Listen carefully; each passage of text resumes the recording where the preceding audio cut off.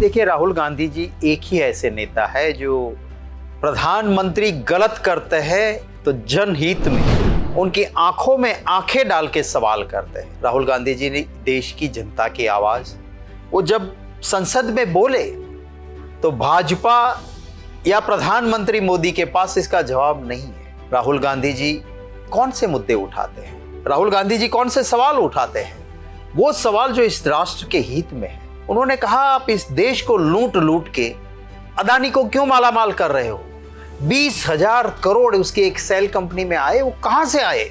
जवाब तो दो। इस देश का युवा रोजगार मांगता है। आपने तो कहा था हर साल 2 करोड़ नौकरियां दूंगा, ये नौकरियां कम क्यों हुई है? राहुल गांधी जी सवाल उठाते हैं कि महंगाई इतनी क्यों है। राहुल गांधी जी सवाल उठाते हैं कि हमारे राष्ट्र की सुरक्षा में तैनात हमारे जवानों की समस्या पे जवाब दो।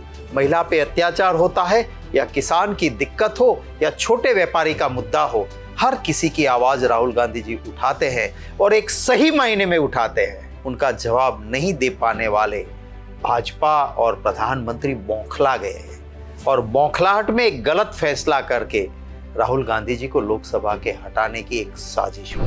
देखिए, लोकतंत्र यही है कि जहां पे लोग अपने दिल की आवाज खुल के बोल सके। कोई वहां पे सत्ताधीश ऐसा नहीं होता है कि जहां सिर्फ अपनी मनमानी चले और वो सत्ताधीश के खिलाफ कोई बोले तो कोई कानून नहीं, उसको जेल में डालो, उसको परेशान करो, सच बोलने वाले को चैन की रोटी न खाने दो। वो लोकतंत्र नहीं है। आज क्या हो रहा है? अगर कोई भी अपने हित की, देश के हित की, आवाम के हित की सच बात करता है तो उसके पर अत्याचार होता है, उसे जेल में डाला जाता है। लोकतंत्र में हमारा संविधान कहता है, आर्टिकल 14, कि कानून के सामने सब समान है और हर नागरिक को यह अधिकार होगा हमारे देश में कि समान कानून की मांग कर पाए। पर क्या हुआ? एक सांसद बीजेपी का है अमरेली में, वो एक शेड्यूल कास्ट, दलित जिसको कहते हैं, अनुसूचित जाति के डॉक्टर को ऑन ड्यूटी मारता है, पीटता है, एट्रोसिटीज एक्ट लगे ऐसी गालियां बोलता है पूरे अनुसूचित जाति के खिलाफ, दलितों के खिलाफ, और उसका केस चलता है और 2016 में उसको 3 साल की सजा होती है। हमारे लोग लिख के देते हैं कि इसकी सदस्यता खत्म करो, नहीं होती है। हाई कोर्ट उसे राहत नहीं देती है, वहां से सुप्रीम कोर्ट जाता है, सुप्रीम कोर्ट 5 लाख रुपया कॉम्पनसेशन दिलवाती है, माफी मंगवाती है, कॉम्प्रोमाइज करना पड़ता है, पर दिनों के दिनों निकल जाते हैं। पर वो भाजपा का सांसद है, उसकी सदस्यता खत्म नहीं होती है और चंद घंटों में राहुल गांधी जी की, और जिसमें कोई केस ही नहीं, जिसमें कोई दम ही नहीं। तो आखिर में जनता की अदालत सबसे बड़ी अदालत है और ये जितने अत्याचार करेंगे उतना ही लोगों का प्यार, आशीर्वाद और समर्थन कांग्रेस की ओर और बढ़ेगा। देखिए, कोई भी शासक होता है, उसका काम होता है जनता की ट्रेजरी, पब्लिक प्रॉपर्टी या सरकार की मिल्कत जनता की मिल्कत है, उसको बचा के रखना। यहाँ पे तो ऐसा है कि मोदी खुद ऐसे रास्ते ढूंढ लेते हैं कि अदानी माला माल होता है। बहुत से लोगों का कहना है, अभी एक मुख्यमंत्री ने विधानसभा में दावे के साथ कहा कि इसमें पैसे भी मोदी ने जो लूट लूट के किए हैं वही अदानी में डाले हैं। और इसीलिए पार्लियामेंट में भी क्या स्लोगन उठता था कि मोदी अदानी भाई भाई, देश बेच के खाई मलाई। और यही हुआ है, देश को लूटा गया है।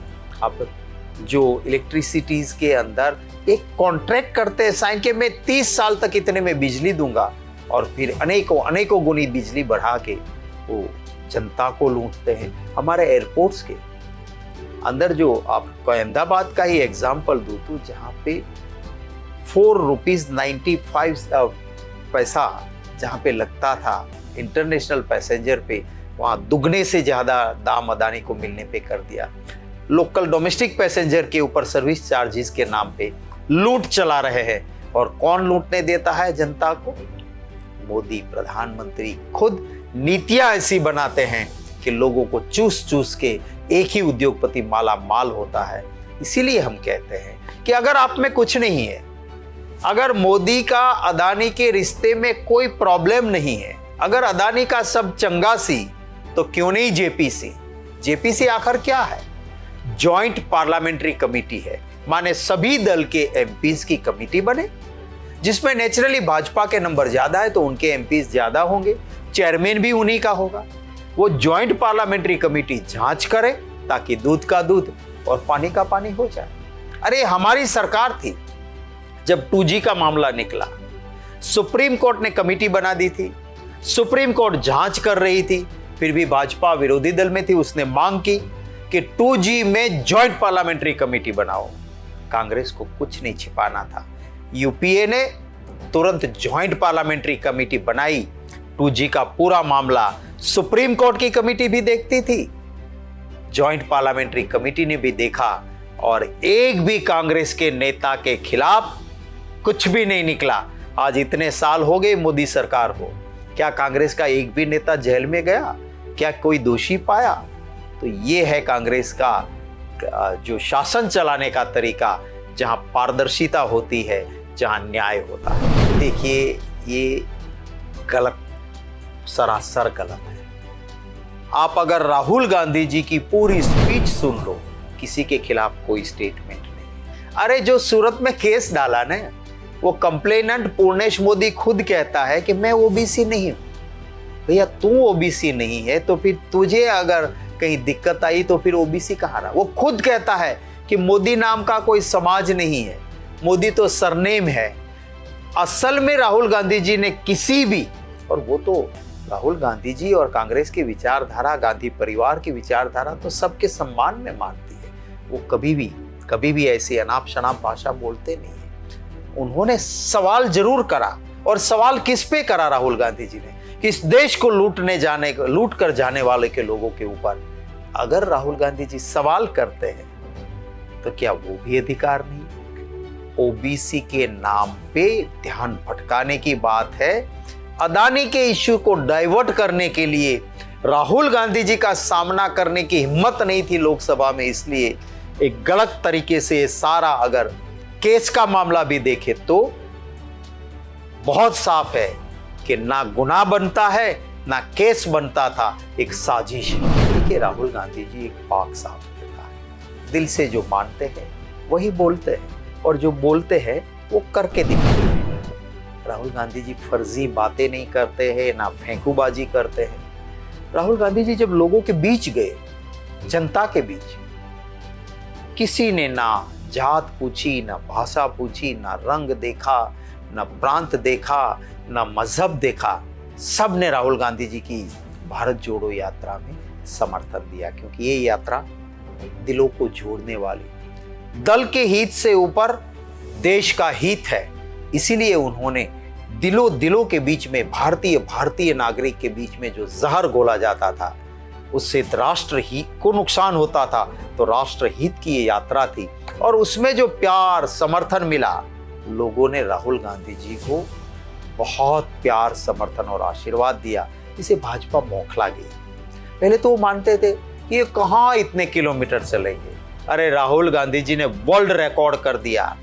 आज तक कोई भी राष्ट्रीय नेता किसी भी देश का 155 दिन 3500 से ज्यादा किलोमीटर दुनिया में कोई नहीं चला है जो राहुल गांधी जी चले, और इनके मिले जन समर्थन से ये बौखलाहट है। देखिए हम किसी भी हद तक जाए, ये वही विचारधारा है जो अंग्रेजों की लाठी गोली के खिलाफ लड़ी थी, और हम नहीं रुके थे। हम उन्हीं विचारधारा के सिपाही है, और राहुल गांधी जी एक ऐसे नेता है जिसे कोई डरा नहीं सकता है, और इसलिए वो कहते भी है डरो मत, और ना डरे हैं ना डरेंगे। राष्ट्र के हित के लिए, इस देश के लोकतंत्र को बचाने के लिए किसी भी हद तक जाना पड़ेगा, हम जाएंगे, लड़े हैं, लड़ते रहेंगे। राहुल गांधी जी का नेतृत्व है, जरूर कांग्रेस पार्टी इसमें आगे जाके सक्सेस होगी। हमारे वहाँ यूथ कांग्रेस और NSUI का युवा साथी भी पूरी ताकत से लड़ रहा है, और हमारे राष्ट्रीय अध्यक्ष खड़गे साहब है 82 इयर्स ओल्ड होने के बावजूद, इतनी उम्र होने के बावजूद वो भी पूरी ताकत के साथ लड़ रहे हैं, जो हमें भी प्रेरणा देता है कि राहुल गांधी जी के हम सिपाही हैं। खरगे साहब को देख के हमें भी ऊर्जा मिलती है। सोनिया गांधी जी ने मुश्किल के वक्त में जो नेतृत्व दिया, आज देश की हर महिला कहती है प्रियंका गांधी जी को देख के कि बहन हो तो ऐसी। तो ये हमारे प्रेरणा मूर्ति नेता आज भी है, और इतिहास को भी देखे तो कांग्रेस पार्टी के ऐसे ऐसे महान नेता हुए हैं कि जिनका नाम, जिनका काम लेकर हम लड़ते रहेंगे, लड़ते रहेंगे, लड़ते रहेंगे, और आखिर यही है कि लड़ेंगे, जीतेंगे।